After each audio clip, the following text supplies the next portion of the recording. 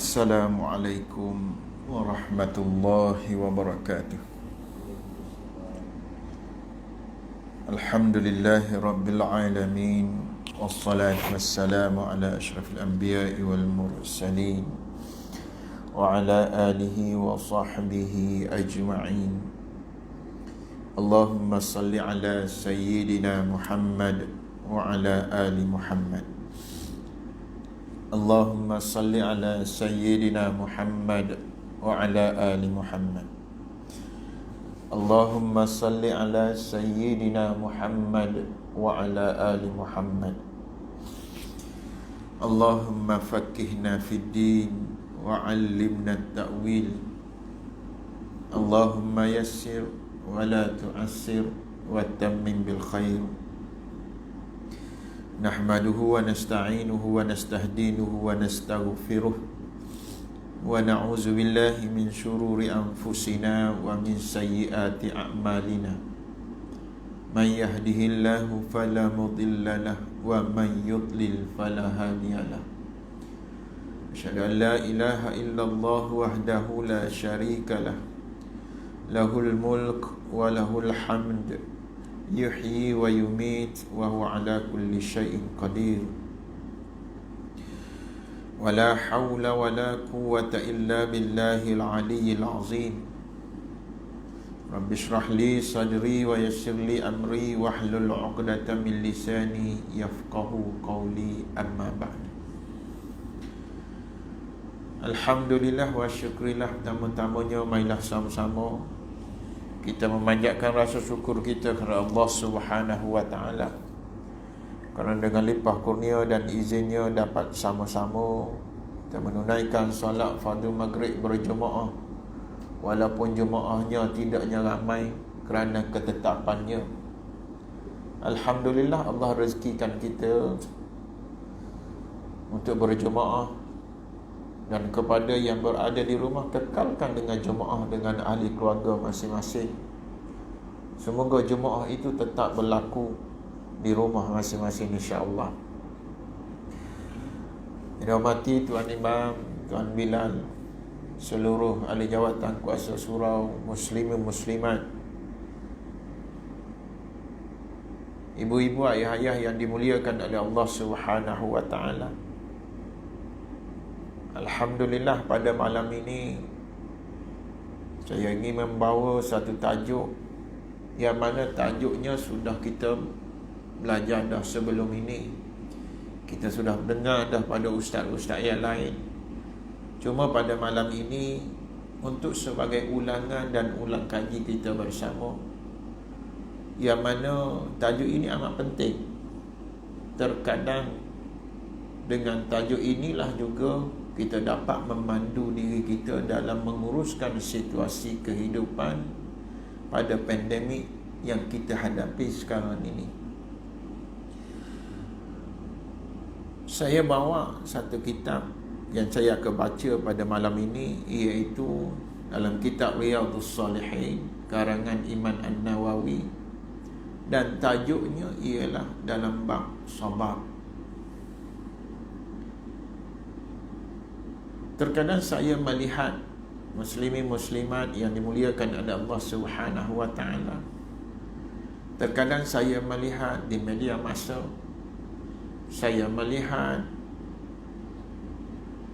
di kaca televisyen, saya melihat dan saya mendengar kata-kata daripada sahabat yang mana mereka itu beriman, yang mana mereka itu mengaku beriman kepada Allah Subhanahu wa taala, beriman kepada Nabi, beriman kepada kitab.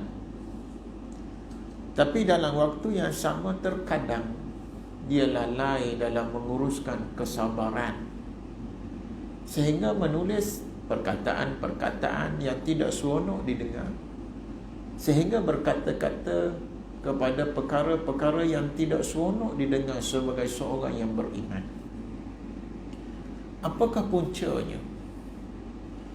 Mungkin kerana hasutan daripada iblis kita hilang sabar. Mungkin kerana pada diri kita ini ada sedikit cacat celah pada dosa yang kita lakukan. Kita tak sedar dosa yang kita lakukan. Tiba-tiba apabila kita diuji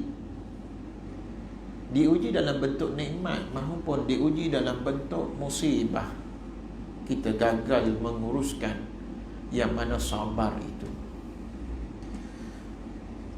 Sabar, dia tak boleh duduk sekali dalam badan kita ini, jasad kita ini. Pada orang yang ada sabar, pada dia tak akan ada panah barangnya. Sekira orang itu ada panah barangnya, maka pada diri dia tak ada sabar. Dia tak boleh duduk sekali sabar dengan panah barang ni. Jadi pada malam ini kita akan menyelusuri tajuk sabar. Sabar ataupun SABAR, mudah disebutnya. Tapi untuk nak mengaplikasikan perkataan sabar dalam kehidupan tu susah. Allahu Akbar, ya Rabbi ya Karim. Yang ni kena minta tolong dengan Allah Subhanahu wa ta'ala. Sahabat-sahabat, ikhwanul muslimin, muslimat, ibu-ibu, ayah-ayah yang dimuliakan oleh Allah Subhanahu wa ta'ala. Sebelum kita pergi jauh, kita kena kenal dulu apa takrif sabar itu. Dan kita faham sabar ini adalah salah satu daripada sifat mahmudah, sifat terpuji dan sifat mulia. Sehingga Imam An-Nawawi meletakkan tajuk sabar ini, iaitu dalam bab, kalau tak silap saya, bab yang kedua, bab yang ketiga. Dalam kitab dia Riyadhus Salihin, yang pertama bab ikhlas, bab yang kedua taubat, bab yang ketiga adalah sabar. Jadi bertepatan dengan situasi kita ini, saya bawa kitab ini pada malam ini nak baca dalam bab sabar. Apa makna sabar? Yang kita kata sabarlah, nak buat macam mana? Mudah kan? Sabarlah. Dalam ta'arifnya, dalam kitab ini dia kata sabar ialah suatu sifat mulia yang boleh memelihara diri daripada kecelakaan dan menempuh kejayaan. Ta'arif dia mudah kita faham, bahawasanya orang yang ada sabar itu, dia boleh pelihara diri dia, boleh menjaga diri dia daripada kecelakaan, dan dengan sabar itulah akan membawa kepada kejayaan. Kita pun dah mengalami pelbagai pengalaman dengan sahabat, dengan rakan, dengan ahli keluarga, dengan kaum kerabat yang mana hilang sabar. Apabila dipujuk keluar perkataan daripada, maaf banyaklah aku hilang sabar tadi. Berlakulah pergaduhan, berlakulah mungkin pertumpahan darah, wali'iyazzubillah. Kerana mungkin dikeji, mungkin kerana dihina dengan asbab-asbab tertentu. Siapa yang orang hilang sabar?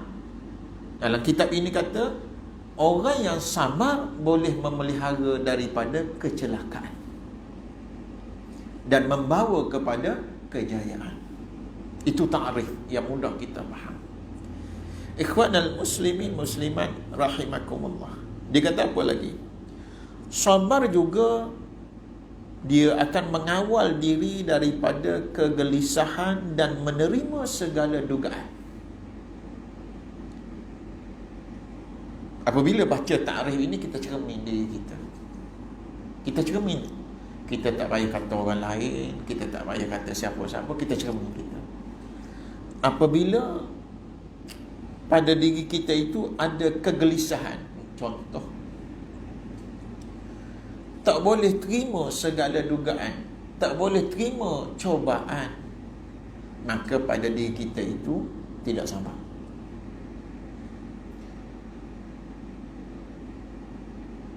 Kalau tak gelisah, tenang saja. Sebab apa yang boleh jadi tenang tu? Sebab dia pegang betul-betul ayat Quran. Innallaha ala kulli syai'in qadir. Apabila dugaan ada pada dia, kena pada dia, dia pun refer kepada ayat tadi. Ini adalah ketentuan daripada Allah. Dia tak gelisah apa. Saya masa helikopter bertembung hari tu, saya tengok dalam TV3 yang di-sharekan oleh anak kepada adik kepada arwah yang meninggal itu. Wartawan tanya kepada mak dia. Mak dia itu, kalau tak silap saya, nama dia Hajah Nafisah. Allahu Akbar, Ya Rabbi, Ya Karim, yang keluar daripada mulut mak dia, yang ditanya oleh wartawan. Bukan wartawan, Malaysia Hari Ini, waktu pagi. Pengacara Fitri tanya, Hajah Nafisah, macam mana Hajah Nafisah menerima situasi berita itu apabila mula-mula menerima dan tahu menerima bahawasanya yang salah seorang daripada yang meninggal itu anak dia. Dia basuh diri dia kasar. Dia kata kita yang hidup ini, titik noktah kita adalah lebih kurangnya, maksud gitulah, titik noktah kita ini adalah kematian. Cuma dalam situasi kita menerima itu, kita tahu Allah dah bagi tahu. Dia sebut ayat tadi, innallaha ala kulli syai'in qadir. Dah ditakdirkan. Lari macam mana pun ditakdirkan.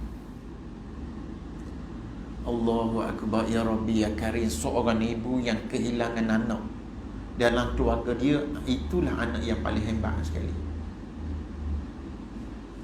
Allahu Akbar, Ya Rabbi. Tenang menerima dugaan itu. Biasanya kita tahu seorang perempuan apabila terima dugaan anak, kematian anak, kematian ahli keluarga, tak boleh cakap. Biasanya dalam TV lah kita tengok, tak boleh cakap. Cakap 2-3 patah menangis.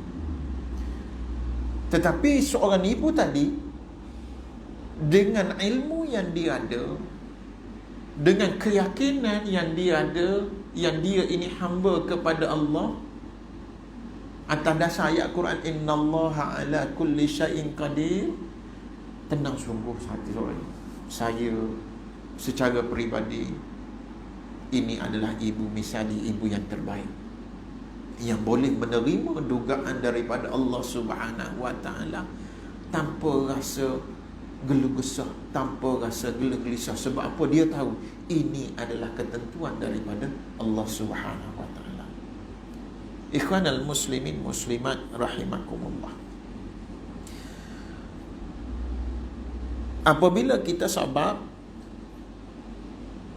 dia akan mengawal diri kita daripada kegelisahan, menerima segala dugaan dan rintangan dan segala suruhan Allah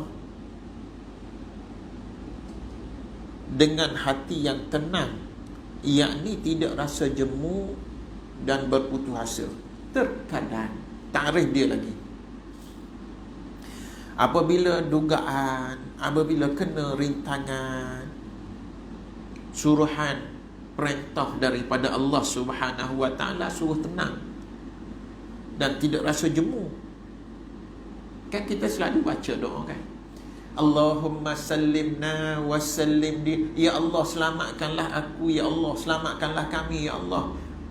Apabila berlaku musibah, Allah tak terima ke doa aku. Tengok iblis main. Kita faham dalam doa kita, Allahumma sallimna wa sallim dinana wa sallim tauhidana wa sallim arzaqana wa sallim ajsadana. Ya Allah selamatkanlah, selamatkanlah, selamatkanlah. Tetapi apabila terima dugaan, kenapa boleh jadi lain? Kenapa boleh jadi gelusah? Kenapa boleh jadi nak cari salah orang lain? Allahu Akbar, Ya Rabbi, Ya Karim. Sebab itu sabar ini, dia sebenarnya nak tahu hati itu adalah, hati itu ada kebergantungan kepada Allah ataupun tidak.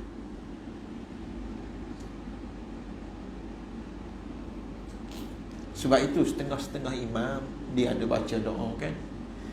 Alhamdulillahillazi, apa dia? Doa tu hamdan hamidin, hamdan syakirin, hamdan sabirin. Dia minta doa, ya Allah, kekalkanlah dalam kesabaran ini ya Allah, supaya kita tu dilatih dengan sabar. Sebab apa? Kita takut apabila kurangnya kebergantungan kita kepada Allah Subhanahu wa taala, sikit je boleh menyebabkan rosak iman kita. Kurangnya rukun yang keenam itu. Kan kita belajar rukun iman. Beriman kepada qada dan qadar. Hak lain comel. Apabila diuji, hilang rukun iman itu.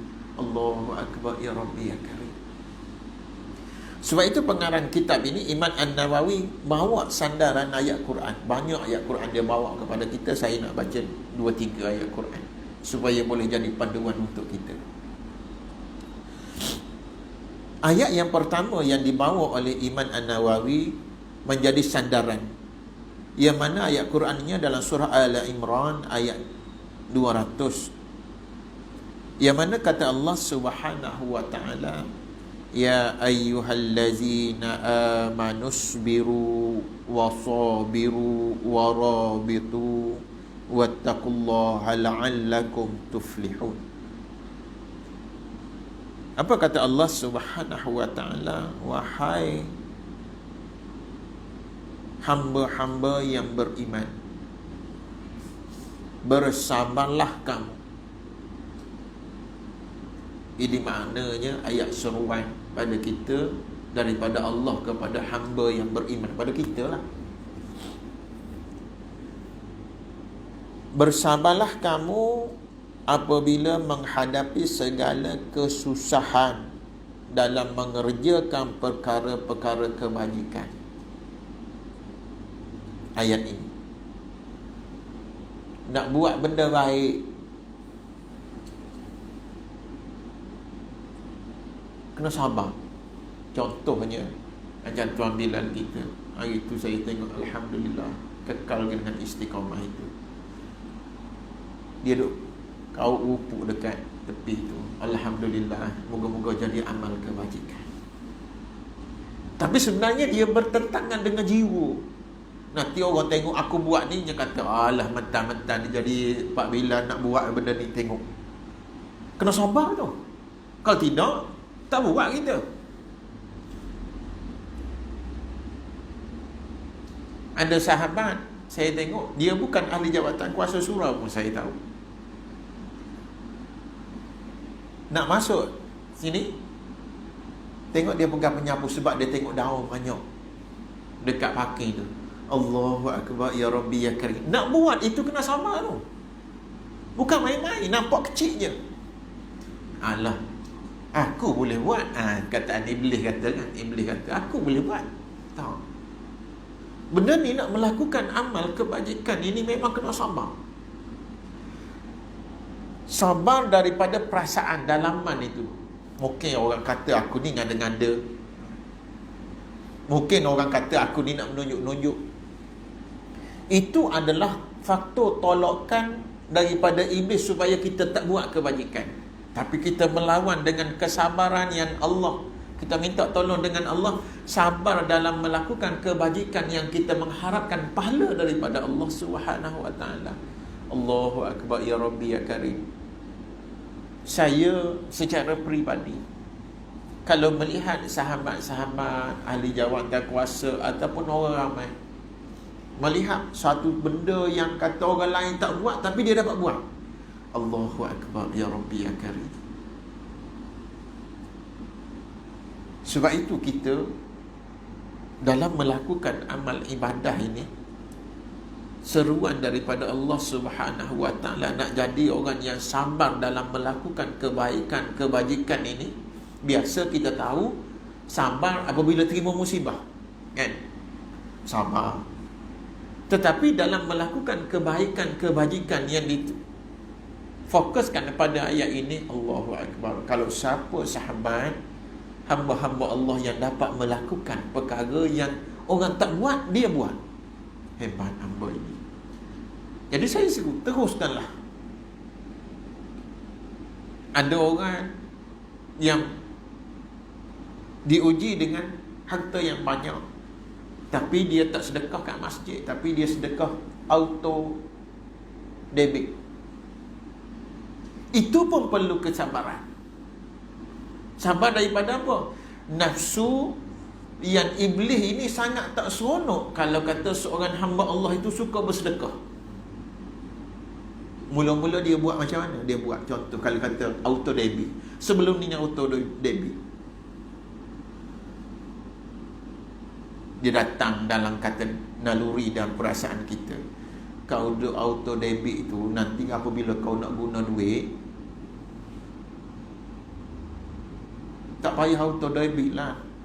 Nanti kau nak buat, kau sedekah. Kau nak buat, kau klik. Kau nak buat, kau klik. Pick up tamu. Iblis kan pandai. Supaya, tetapi hamba Allah ini sabar. Sabar, tak apa. Rezeki aku ini Allah dah tentu dah.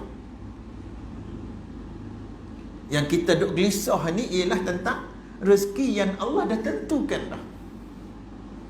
Manusia atas dunia ini yang jadi porak-peranda, yang jadi bergaduh adik-beradik apa semua sekali, duk berebut rezeki yang Allah dah tentu dah.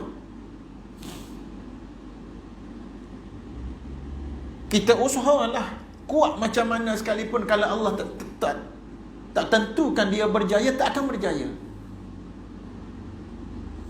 Sampai bergaduh, sampai bermasam muka. Sebab apa? Bergaduh dengan rezeki yang dah ditentukan oleh Allah Subhanahu wa taala. Itu hakikat ni. Kesabaran ini yang perlu ada dalam diri kita ni, memang kita kena didik dan kena belajar. Nabi ajar banyaklah caranya. Kalau orang kata, kamu diam je lah. Dalam kuliah yang lalu dah sebut. Apa dia? Man kana yu'minu billahi wal yawmil akhir falyakul khairan aw liyasmut. Berkatalah perkara yang baik-baik ataupun diam, jangan lawan. Ikhwanal muslimin muslimat rahimakumullah, sidang pendengar. Ayat yang kedua dibawa oleh Imam An-Nawawi dalam surah Al-Baqarah. Dan ayat ini selalu saya sendiri dan ustaz-ustaz di luar sana menggunakan ayat ini sebagai pedoman untuk kita untuk menguruskan kehidupan. Cumanya apabila kita dengar ayat ini, yang kita dah dengar sebelum ini, moga-moga dalam situasi kita sekarang ini yang diuji dengan pelbagai ujian. Ada orang yang diuji dengan hilang kerja, hilang sumber pendapatan, Allah uji. Tapi ayat Quran dah bagi tahu pada kita. Surah Al-Baqarah ayat 155. Yang mana kata Allah Subhanahu wa taala, "Walanabluwannakum bisyai'im minal khauf wal ju' wa naqsim minal amwali wal anfusi was samarat wa basyiris sabirin." Sampailah ayat ke belakang tadi. Yang mana Allah Subhanahu wa taala, "Walanabluwannakum bisyai'in," demi sesungguhnya kami, yakni Allah, akan menguji kamu. Kamu tu siapa? Kita baca Quran. Walanabluwannakum, kum tu siapa dia?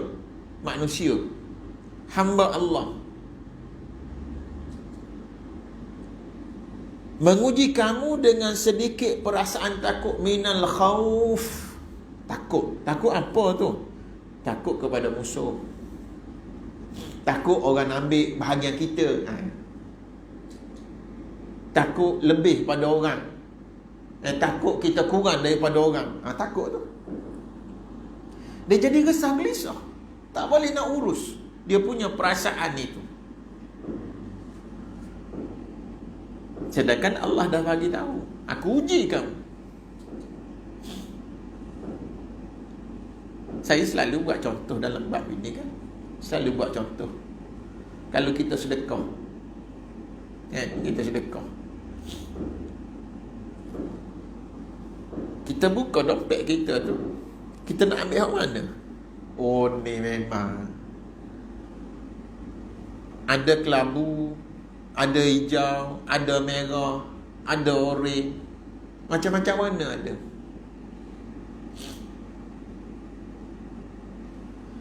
Hak paling tak gelisah, ambil hak biru. Biru kecil tu, ambil bubuh. Tak gelisah kita. Cuba kalau kata salah, ambil hak ungu. Ataupun warna hak lain-lain, hak besar-besar tu. Agak-agak berapa hari duk mimpi hak tu. Salah je. Bukan kata sengaja pun, salah je. Oh, tengok pandai iblis kan. Ni Allah uji kita. Minal khauf, takut. Takut habis. Takut boleh kat orang lain. Takut hilang. Wal ju', takut dan lapar. Rasa lapar. Oh, lapar ni biasanya cakap bab puasa lah lapar ni. Sebab kita ni kalau Malaysia ni jarang sekali lah yang orang sampai ke ada peringkat tak ada benda nak makan. Bulan puasa kita bercakap bab lapar, baru faham dia orang. Kita sendiri pun baru faham orang puasa. Tapi ada di kalangan sahabat-sahabat kita mungkin kelaparan. Berlaku depan saya minggu lepas. Saya terfikir, sampai saya tak boleh terfikir. Di kaunter Giant, bukan mengepek, tak ada kena-mengena pun. Kaunter pasar raya. Saya beratur lah untuk nak pergi bayar. Saya tengok seorang dia pergi, seorang ayah lah, saya beranggapan seorang ayah. Yang dia angkat daripada troli itu semuanya adalah sayur-sayur, buah-buah yang recycle. Saya masa drive, saya terfikir, orang rumah tanya saya, bawang dia beli yang baru satu beg, tapi buah, sayur, semua yang recycle. Allahu Akbar, ya Rabbi, ya Karim. Saya terfikir macam mana? Mungkin inilah hamba yang sedang diuji, dia sedang berjimat.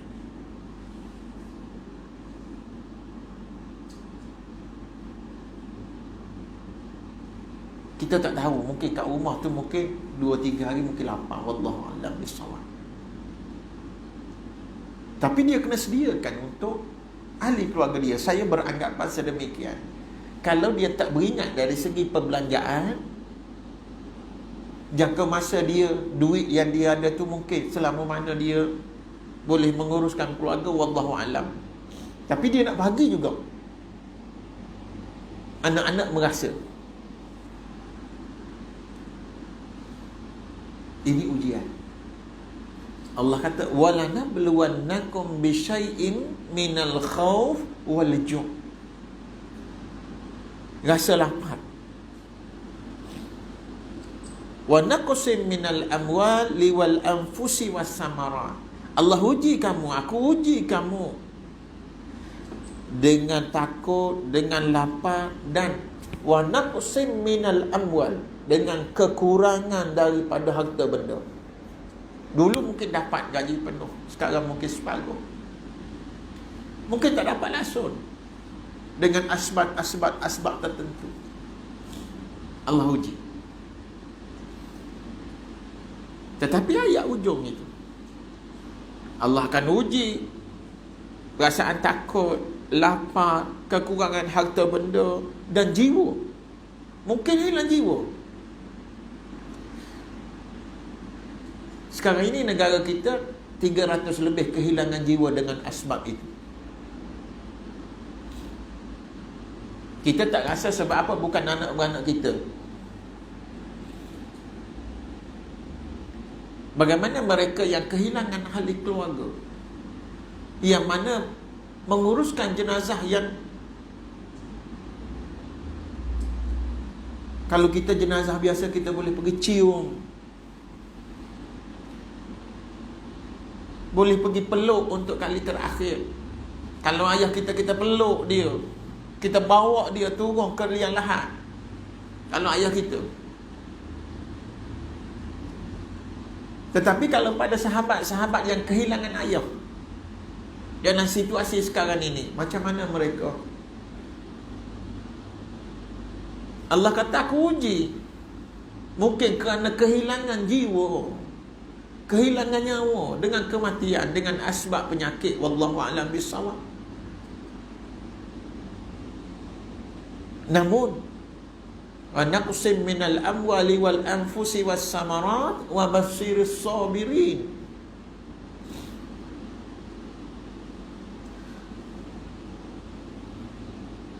Dan berilah khabar gembira kepada mereka, kepada orang-orang yang sabar ini. Maknanya kita, kepada sahabat-sahabat yang menerima dugaan, yang kehilangan, yang rasa takut ini, kita sebagai sahabat, kepada sebagai jiran, dia boleh menerima, menguruskan. Dan saya yakin yang saya jumpa dekat Giant itu, dekat pasar raya itu adalah ayah yang sabar, berusaha untuk nak menguruskan keluarga dia. Allah akan bagi ganjaran, sebab dia tahu, Allah dah bagi tahu, dia uji hamba Allah. Allah akan uji hamba-Nya. Mungkin kerana hilang harta benda, mungkin hilang nyawa, Allah uji. Tapi hamba yang sabar ini, hamba yang hebat ini, allazina iza asabathum musibah qalu inna lillahi wa inna ilaihi raji'un. Hamba yang hebat ini, dia kata, kami adalah kepunyaan Allah. Allah nak buat apa, itu hak Allah. Mungkin kali ini aku kehilangan harta benda, mungkin sekarang ini aku tak ada benda nak, itu hak Allah. Tapi macam mana kita menguruskan dalam keadaan kita kekurangan, kita rasa takut, kita rasa resah, gelisah, itu macam mana? Tak lain tak bukan, wa inna ilaihi raji'un. Kembali pada dia balik, menguruskan situasi musibah, ke situasi kesempitan, situasi sakit, situasi lapar dan sebagainya. Itu adalah ketentuan yang Allah telah tetapkan kepada kita dalam waktu yang sama. Macam mana kita dengan Allah? Ya, misalnya satu kisah, kan saya teringat satu kisah Nabi dengan sahabat, secara ringkas. Saya tak ingat Saidina Umar ataupun Saidina Abu Bakar salat bersama Nabi. Ketika Nabi rukuk, bunyi krok.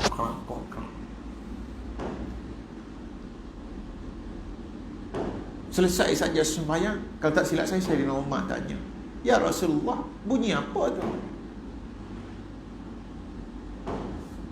Rupa-rupanya Nabi ikat batu pada perut dia, menahan lapar dan dahaga. Sahabat kata, kenapa ya Rasulullah? Ibarat mafhumnya, kenapa ya Rasulullah, kamu ini kekasih Allah, kamu ini pesuruh Allah, kenapa? Biar kami akan usahakan untuk supaya tak. Allahu Akbar, ya Rabbi ya Karim. Nabi dah tunjuk pada kita, takut, lapar, diuji dengan hilang harta, diuji dengan kekurangan, tapi Nabi tetap menjadi hamba Allah yang taat dan patuh dalam apa jua keadaan. Itu yang ditunjukkan oleh Nabi sallallahu alaihi wasallam.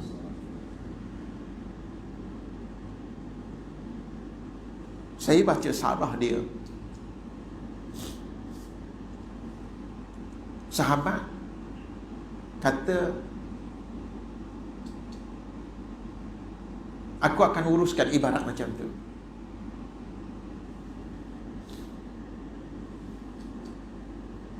Tapi apa yang Nabi jawab?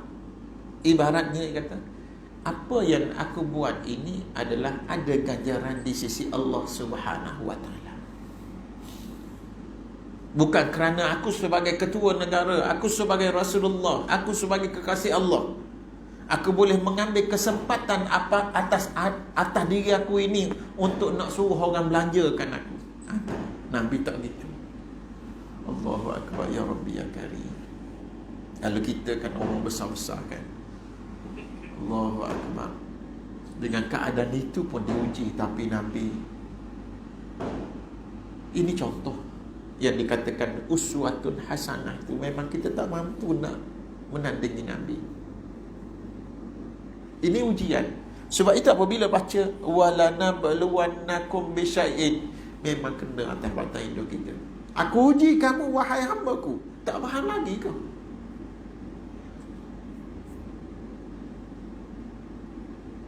Sebab itu apabila melihat TV yang kata seorang ibu tak boleh menerima dengan keadaan demikian, Allah Rabbi ya Karim, ini adalah ibu misali yang menitik pada diri dia bibir-bibir ketentuan daripada Allah Subhanahu wa taala, menerima dengan redha-Nya.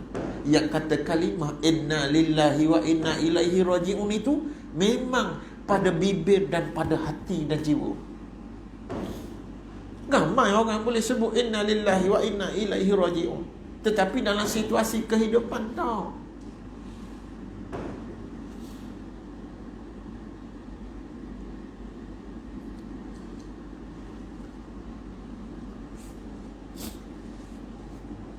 Dan ayat yang terakhir untuk malam ini bincang tentang bab sabar ini, yang dibawa oleh Imam An-Nawawi dalam surah Asy-Syura ayat 43.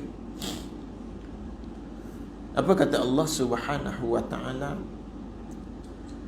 Wala man sabara wa ghafara inna zalika min azmil umur. Apa kata Allah? Dalam pada itu ingatlah orang yang bersabar dan memaafkan orang yang orang itu buat salah terhadap diri dia. Sesungguhnya yang demikian itu adalah dari perkara-perkara yang dikhendaki dan diambil berat melakukannya. Oh, ni payah ni kita ni. Biasa kita dengar, apabila kita buat salah, kita kena minta maaf dengan orang. Biasa kita dengar macam tu lah. Dah buat salah, minta maaf lah. Gitu biasanya. Tapi ayat Quran ini sebut orang yang buat salah tak maaf, tak datang minta maaf, tetapi orang yang kena tu, dia tolong maafkan orang yang buat salah pada diri dia. Allahu Akbar, ya Rabbi ya Karim.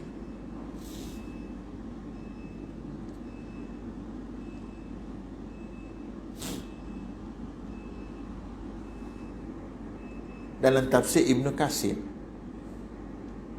dia mensyarahkan tentang ayat ini. Apa dia kata? Sa'id Ibn Jubair mengatakan bahawa makna yang dimaksudkan ialah hal tersebut benar-benar termasuk perkara yang benar dianjurkan oleh Allah Subhanahu wa taala untuk dilakukan. Dengan kata lain, sifat memaafkan kesalahan orang lain itu merupakan sifat yang disyukuri dan perbuatan terpuji. Pelakunya, siapa yang boleh buat? Maksudnya, pelakunya akan mendapat pahala yang berlimpah dan pujian yang baik daripada Allah Subhanahu wa taala. Maknanya ganjaran besar sungguh orang yang memaafkan kesalahan orang. Yang orang itu buat salah dengan kita, kita tolong maafkan dia. Ibarat mudahnya ialah macam contoh-contoh sebelum ini kita buat macam mana? Contoh, orang itu tak mampu dah bayar hutang kita, kita halalkan. Boleh tak? Sikit boleh ustaz, banyak jangan. Itu biasa iblis main gitu. Pahala nak banyak tak? Kita kena sebenarnya permainan iblis ini kita kena main juga dia. Nak pahala banyak, halal banyak lagi banyak. Gitu. Apabila permainan datang duk, kita nak halal dah tapi duk mikir banyak ni. Iblis datang, duk mikir banyak. Tapi kita balas balik permainan iblis itu. Nak pahala banyak, kena banyaklah sedekah. Nak pahala banyak, kena banyaklah halalnya. Kalau halal RM30, RM1, tak rasa sayang. Sedekah kok kita sayang, baru besar ganjaran. Begitulah juga kemaafan itu. Pernah berlaku dalam satu video dekat Amerika kan. Seorang bapa memaafkan seorang pembunuh kepada anak lelaki dia. Berlaku depan hakim.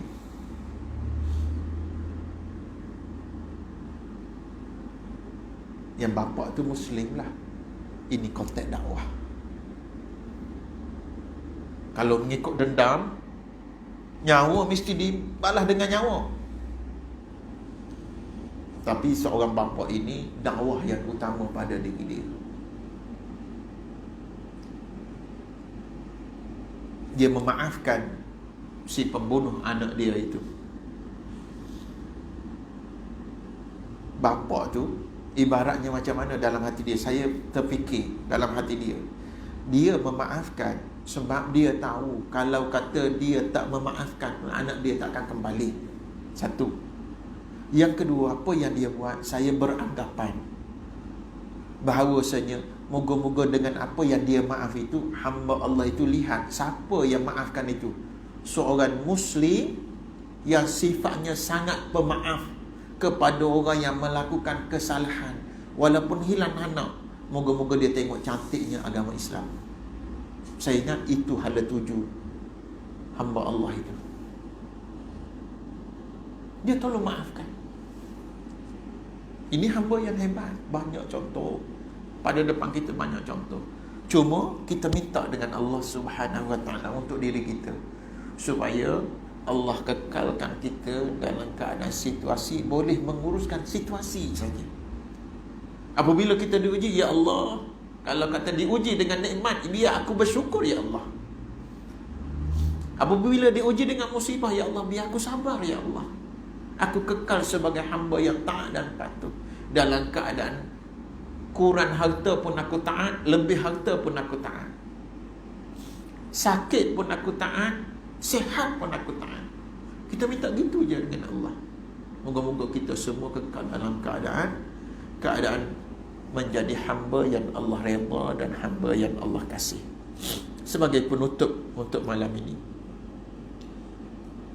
ayat Quran dalam surah Al-Anfal ayat yang kedua. Innamal mu'minuna allazina iza zukirallahu wajilat qulubuhum wa iza tuliyat alaihim ayatuh zadatuhum imana wa ala rabbihim yatawakkalun. Sesungguhnya orang-orang yang beriman, yakni yang sempurna iman itu, ialah mereka yang apabila disebut nama Allah, Allahu Akbar, contoh ayat-ayat Allah, contoh sifat-sifat Allah, contoh, hati dia rasa gemetar dengan sifat-sifat Allah yang maha kaya, yang maha rahman, rahim, yang maha berkuasa.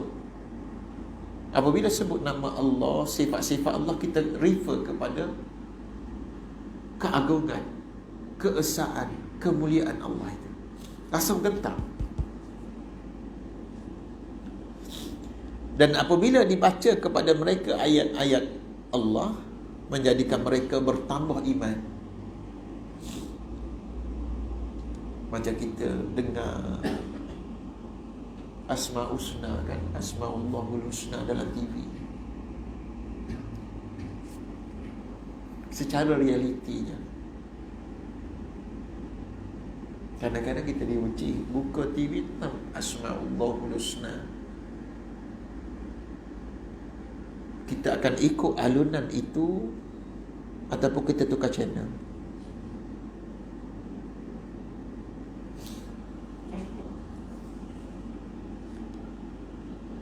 Allahu Akbar ya Rabbi ya Karim. Anak-anak muda, kalau anak saya hak kecil lah, ada tengok kartun apa semua sekali buka tak gitu, tukar dia.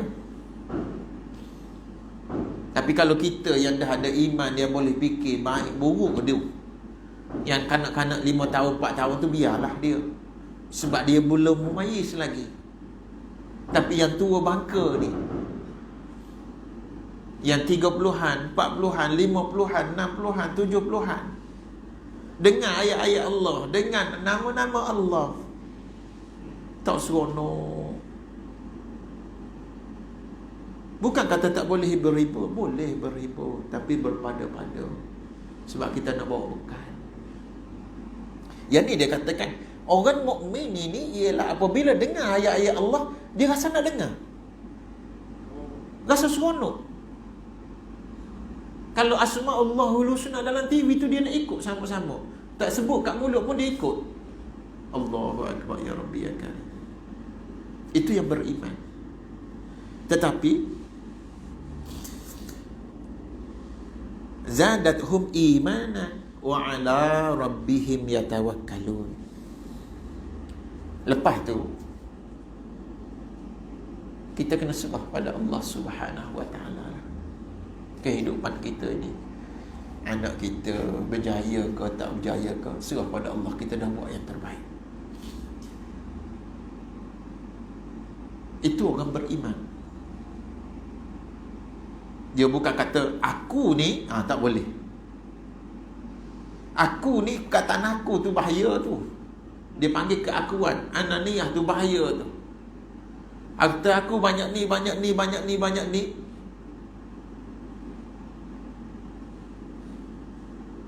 Kalau anak aku tak berjaya juga dalam perniagaan, contohlah, oh itu bukan baku aku tu, tu bahaya tu, bahaya.